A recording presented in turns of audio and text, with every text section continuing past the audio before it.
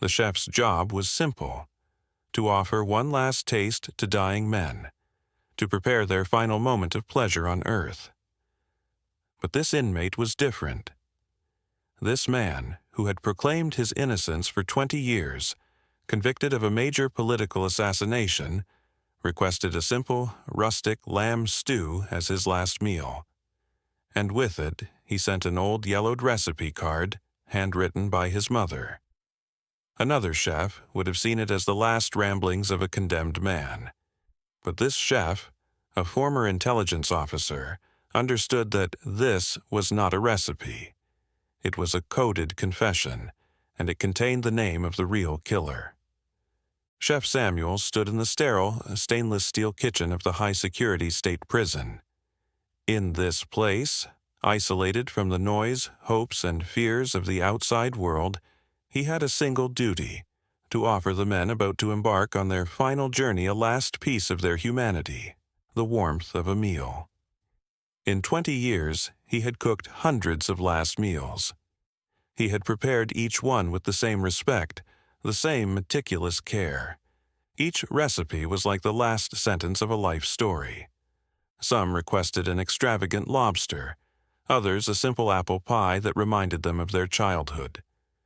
Samuel did not judge them, he just cooked. That day, when he was summoned to the warden's office, he saw the file lying on the desk. Arthur Cole. The red, execution-approved stamp on the file glowed with a cold finality. Cole was a former investigative journalist, convicted 20 years ago for assassinating a rising political rival. The case had been a media sensation, and Cole's conviction had launched the career of the then-young prosecutor, Senator Sterling. But Cole, since that day, had never once wavered from his claim of innocence. "This is going to be a difficult one, Samuel," the warden said in a weary voice, politically very sensitive. "I want everything to be perfect." Then he handed a yellowed, folded piece of paper to Samuel. "This is his last meal request, his mother's lamb stew. He sent the recipe in his own handwriting." Samuel took the recipe and returned to his kitchen. When he opened the paper, he smiled at first. It was a simple, honest meal. But then, as he began to read the ingredients and instructions, he felt something old, something dormant, stir within him.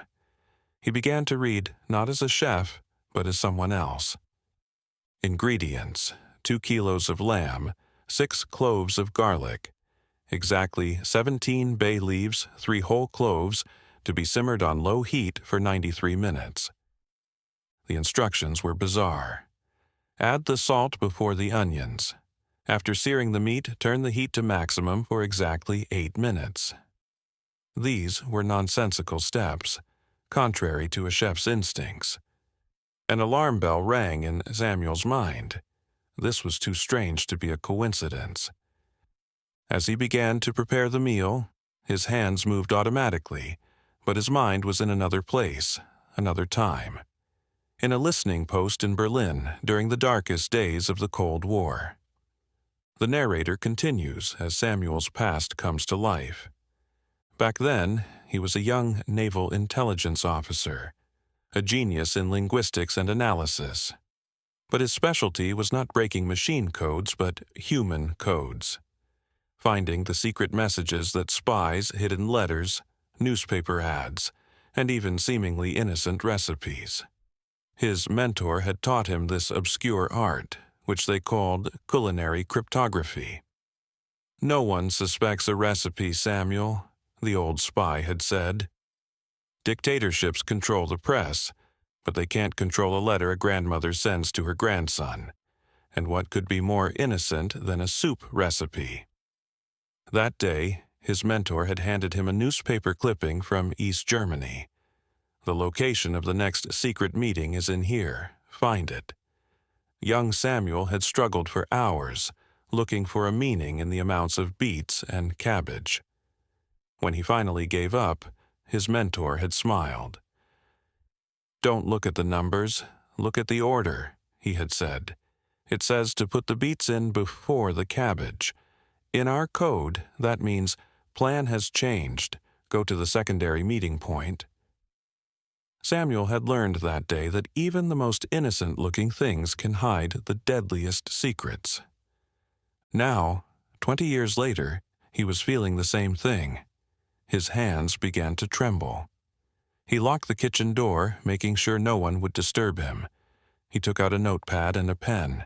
He began to rewrite the recipe, not as a meal, but as a cipher. The old muscles in his mind began to stretch again.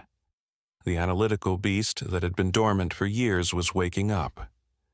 This was not a memory, it was a reactivation. Every number at his fingertip opened the door to a universe of possibilities. This was not just a man's life. This was the weight of a truth that had been buried for 20 years, and it was now placed on his shoulders. The numbers.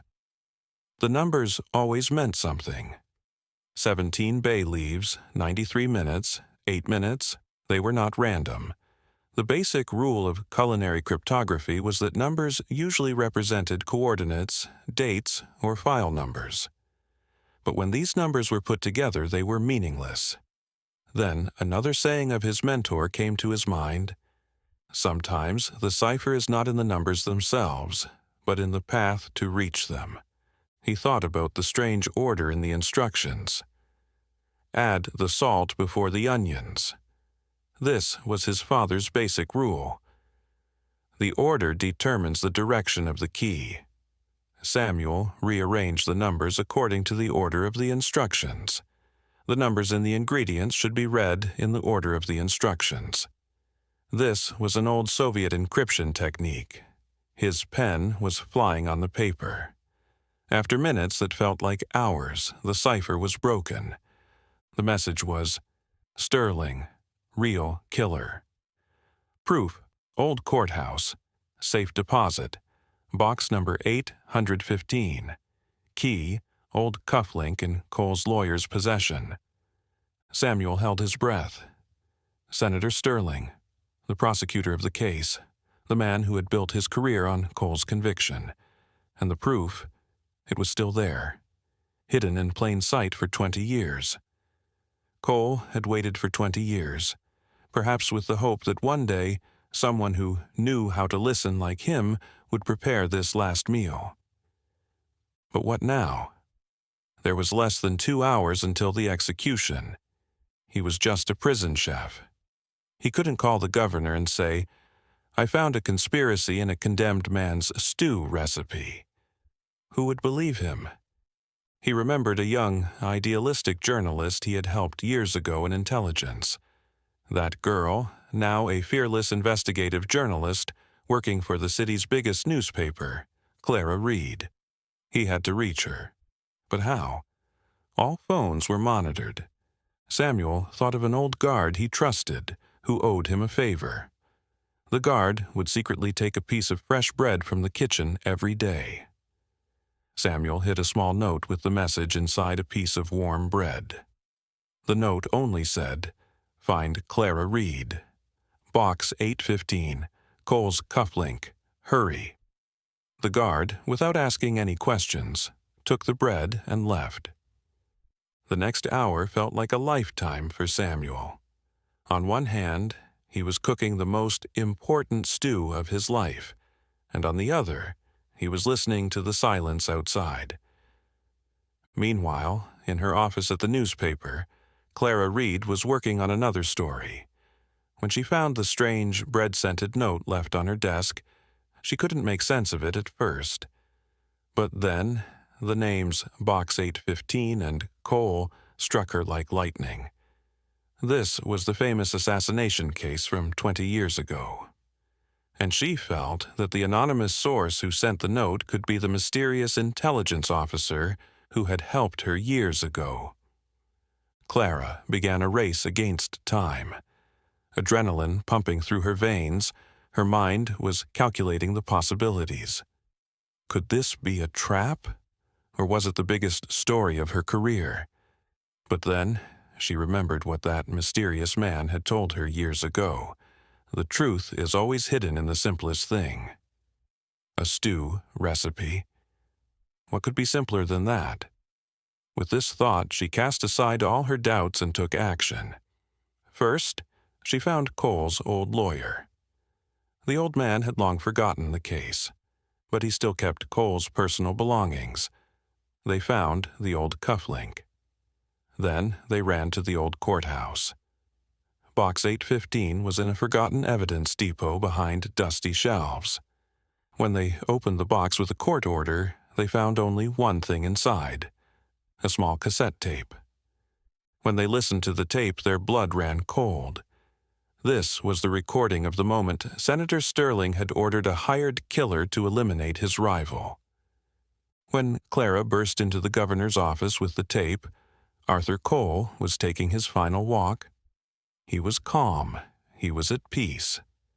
After 20 years of captivity, he had accepted his fate.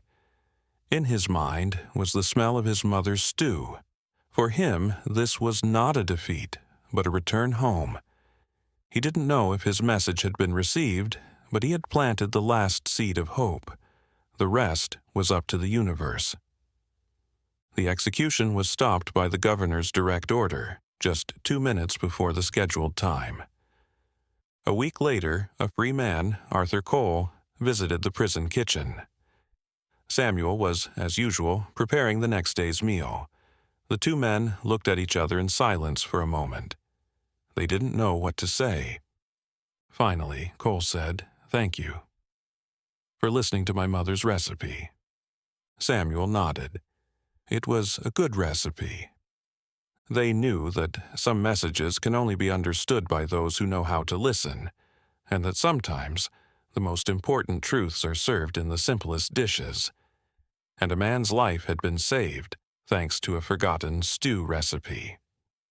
Appendix. Legacy. From the case files and beyond. Document 1. Excerpt from a declassified Naval Intelligence Report, file number 77B6, Culinary Cryptography Program. The program originated during World War II out of the need to establish secure communication with Allied agents in occupied Europe. As traditional encryption methods were found to be risky, a new method was proposed by codename Chef. This method was based on hiding a secondary layer of information within the recipes published in newspapers and magazines read by the general public. The program's first major success was Operation Apple Pie in 1944. The exact date and time of the Normandy landings were confirmed, hidden inside an apple pie recipe published in the food section of a London newspaper.